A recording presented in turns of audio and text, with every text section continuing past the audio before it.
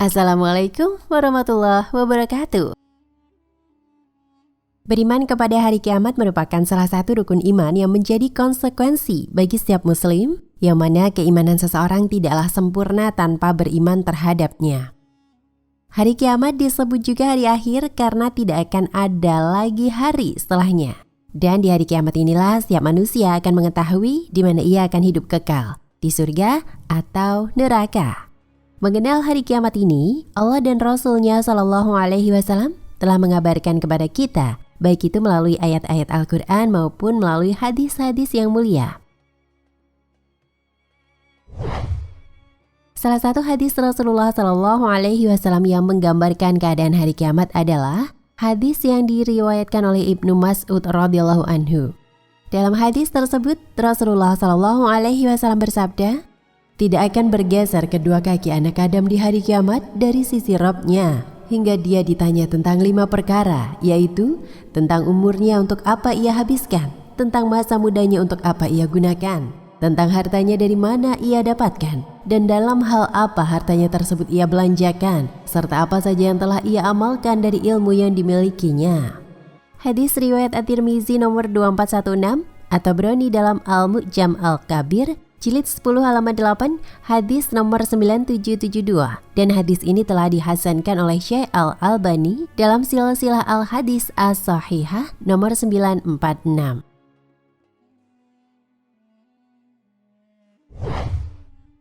Dalam hadis tersebut Rasulullah Shallallahu Alaihi Wasallam mengabarkan kepada kita bahwasanya kelak di hari kiamat setiap Bani Adam atau manusia akan dimintai pertanggungjawaban oleh Allah Subhanahu Wa Taala mengenai 5 perkara. Di antaranya adalah tentang 1. Umurnya. Setiap ada yang merayakan hari ulang tahun, kita selalu mendengar ucapan selamat panjang umur, atau ketika ada bayi yang lahir, didoakan agar sehat dan berusia panjang. Namun, adakah yang dapat memastikan dirinya sendiri berusia panjang, mulia atau hina, penuh keberkahankah? Umur manusia adalah perkara gaib dan merupakan rahasia Allah Subhanahu wa Ta'ala. Tak seorang pun tahu berapa panjang usia yang dijatahkan untuknya. Meski umur termasuk perkara gaib, beberapa ulama besar mencoba membahasnya. Para ulama membagi umur dalam 5 tahapan. Pertama, sejak Allah Subhanahu wa Ta'ala menciptakan Nabi Adam alaihi salam dan membekalinya dengan keturunan. Kedua, terhitung sejak seorang manusia terlahir dari rahim ibunya hingga ajal menjemput. Ketiga, dimulai sejak kebangkitan manusia dari alam dunia melalui kematian sampai bertiupnya sangkakala malaikat Israfil di padang mahsyar. Umur ketiga adalah masa penantian seseorang di alam barzah. Keempat, berlangsung sejak seorang manusia dibangkitkan dari alam barzah bersamaan dengan ditiupnya sangkakala yang kedua hingga manusia melangkah di atas sirat al-mustaqim. Kelima, dimulai sejak seseorang memasuki pintu surga atau terjatuh di jurang neraka. Usia umat Rasulullah Shallallahu Alaihi Wasallam tidak sepanjang usia umat-umat terdahulu. Dalam sebuah hadis disebutkan, usia mereka umumnya antara 60 sampai 70 tahun. Mengenai pentingnya masa muda, seorang bijak mengatakan, jika engkau tak bisa meraih kemuliaan di hari mudamu, tidak akan mulia hidupmu sampai tua. Dalam Islam, usia 40 tahun dianggap sebagai usia yang istimewa. Ia dipandang sebagai tonggak awal kemapanan seseorang. Rasulullah Shallallahu Alaihi Wasallam pun diangkat sebagai nabi oleh Allah Subhanahu wa Ta'ala pada usia 40 tahun. Bagi kaum sufi, usia 40 tahun dianggap sebagai pintu gerbang menuju Allah Subhanahu wa Ta'ala. Seorang sufi besar, Syekh Abdul Wahhab bin Ahmad Asy-Sya'rani dalam kitab Bahrul Maurud menulis, telah diambil perjanjian dari kita apabila umur telah mencapai 40 tahun, hendaklah bersiap-siap melipat kasur dan selalu ingat pada setiap tarik nafas bahwa kita sedang berjalan menuju akhirat, sampai tak merasa tenang lagi rasanya hidup di dunia. Yang dimaksud dengan melipat kasur ialah mengurangi tidur untuk memperbanyak ibadah. Setelah melampaui fase kedewasaan, kaum muslimin memasuki fase persiapan menghadapi kematian, yakni pada usia 60 sampai 70 tahun. Sabda Rasulullah SAW, Masa penuaan umur umatku dari 60 hingga 70 tahun. Hadis riwayat Muslim dan An-Nasa'i. Oleh karena itu, amat sangat keterlaluan orang-orang yang sudah berusia di atas 60 tahun tapi masih juga melakukan maksiat. Sabda Rasulullah Shallallahu Alaihi Wasallam, Allah Subhanahu Wa Taala tidak akan menerima dalih seseorang sesudah dia memanjangkan usianya hingga 60 tahun. Hadis riwayat Al-Bukhari.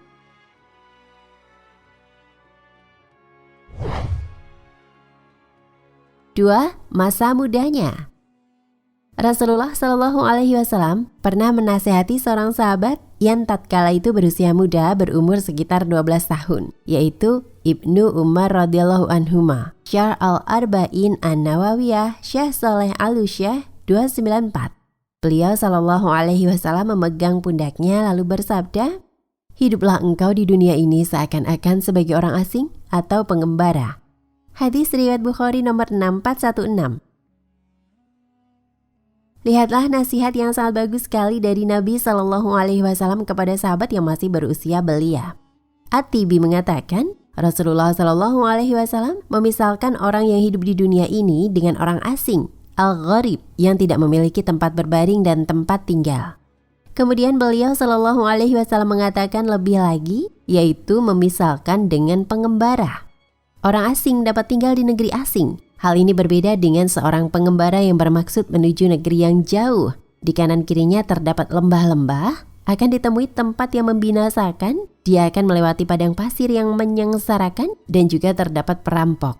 Orang seperti ini tidaklah tinggal, kecuali hanya sebentar sekali, sekejap mata. Dinukil dari Fathul Bari 18-224. Negeri asing dan tempat pengembaraan yang dimaksudkan dalam hadis ini adalah dunia, dan negeri tujuannya adalah akhirat. Jadi, hadis ini mengingatkan kita dengan kematian, sehingga kita jangan berpanjang angan-angan. Hadis ini juga mengingatkan kita supaya mempersiapkan diri untuk negeri akhirat dengan amal soleh. Lihat Fathul Qawil Matin. Dalam hadis lainnya, Rasulullah Shallallahu Alaihi Wasallam bersabda, apa peduliku dengan dunia? Tidaklah aku tinggal di dunia melainkan seperti musafir yang berteduh di bawah pohon dan beristirahat, lalu musafir tersebut meninggalkannya. Hadis riwayat Tirmizi nomor 2551 dikatakan sahih oleh Syekh Al-Albani dalam Sahih wa Dhaif Sunan At-Tirmizi. Ali bin Abi Thalib radhiyallahu anhu juga memberi petuah kepada kita. Dunia itu akan pergi menjauh, sedangkan akhirat akan mendekat. Dunia dan akhirat tersebut memiliki anak. Jadilah anak-anak akhirat dan janganlah kalian menjadi anak dunia. Hari ini, dunia adalah hari beramal dan bukanlah hari perhitungan, hisab. Sedangkan besok di akhirat adalah hari perhitungan, hisab, dan bukanlah hari beramal. Hadis riwayat Bukhari secara mu'allaq tanpa sanad.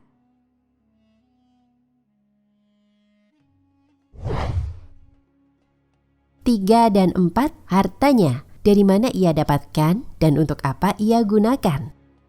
Seringkali ketika orang memiliki harta yang lumayan banyak membuat dia lupa, bersenang-senang dan berfoya-foya dengan harta yang dia miliki. Tanpa sadar akan terjebak dengan sikap yang boros, bahkan sombong. Padahal sejatinya harta itu berasal dari Allah Subhanahu wa Ta'ala, yang kelak nanti akan dipertanggungjawabkan dari harta yang ia peroleh dan digunakan untuk apa.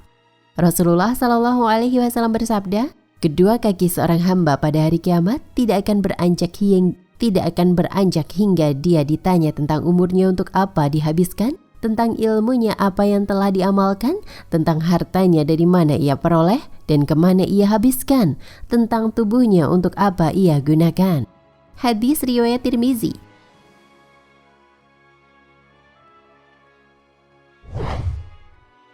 Hartanya dalam hal apa ia belanjakan. Perkara yang luar biasa dahsyat yang akan dihadapi manusia pada hari kiamat nanti adalah Yaumul Hisab. Pada saat itu tidak ada sesuatu pun yang tersembunyi dari perbuatan yang pernah dilakukan manusia di dunia. Semua akan dipertanggungjawabkan di hadapan Allah Subhanahu wa Ta'ala. Yang berat dipertanggungjawabkan adalah harta yang diperoleh dari mana dan digunakan untuk apa. Manusia selalu bekerja untuk memenuhi kebutuhan hidupnya, Untuk memenuhi kebutuhan tersebut, mereka berusaha untuk bekerja keras. Namun dalam bekerja keras, bagaimana memperoleh hartanya? Apakah pekerjaan yang dilakukan halal atau haram? Banyak manusia yang karena ingin cepat dapat harta, mereka bekerja dengan menghalalkan segala cara. Nah, ini yang tidak diperbolehkan dalam Islam. Islam mengajarkan kita untuk mencari pekerjaan yang halal agar harta yang kita miliki mempunyai keberkahan, yakni memperoleh harta yang halal, serta harta yang kita miliki digunakan untuk kebaikan, memenuhi kebutuhan pokok dan kebutuhan keluarga. Dan tak lupa untuk bersedekah dari harta yang kita miliki. Bersedekah untuk berbagi kepada orang yang tidak mampu atau kepada orang yang membutuhkan. Jangan pelit untuk berbagi. Oleh karena itu, walaupun kita membutuhkan harta, maka harus diperoleh dengan benar, yaitu dengan bekerja, dan pekerjaan tersebut dihalalkan dalam Islam. Yakin bahwa Allah akan memberikan rezeki yang terbaik dan berkah buat kita.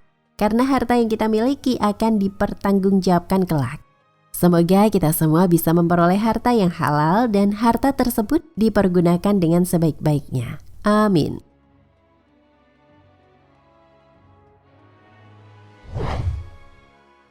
Lima, ilmu yang dimilikinya. Kita akan ditanya, apakah telah mempelajari bagian ilmu agama yang fardu ain untuk dipelajari atau tidak? Dan jika telah mempelajarinya, apakah sudah diamalkan ataukah tidak? Ilmu agama yang hukum mempelajarinya fardu ain adalah seperti dasar ilmu akidah, hukum dasar terkait bersuci, sholat, zakat bagi yang mampu, puasa, kewajiban hati, maksiat anggota badan, dan lain sebagainya. Dalam sebuah hadis diriwayatkan, yang artinya, sungguh sangat celaka orang yang tidak belajar ilmu agama yang fardu ain, dan sungguh sangat celaka orang yang mempelajarinya tetapi tidak mengamalkannya.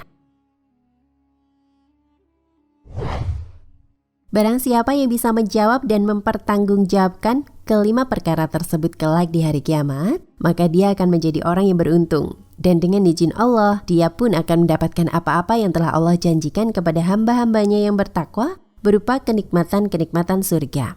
Namun, apabila ia tidak bisa mempertanggungjawabkannya di hadapan Allah, maka sungguh dia termasuk orang-orang yang celaka dan mendapatkan azab yang pedih darinya.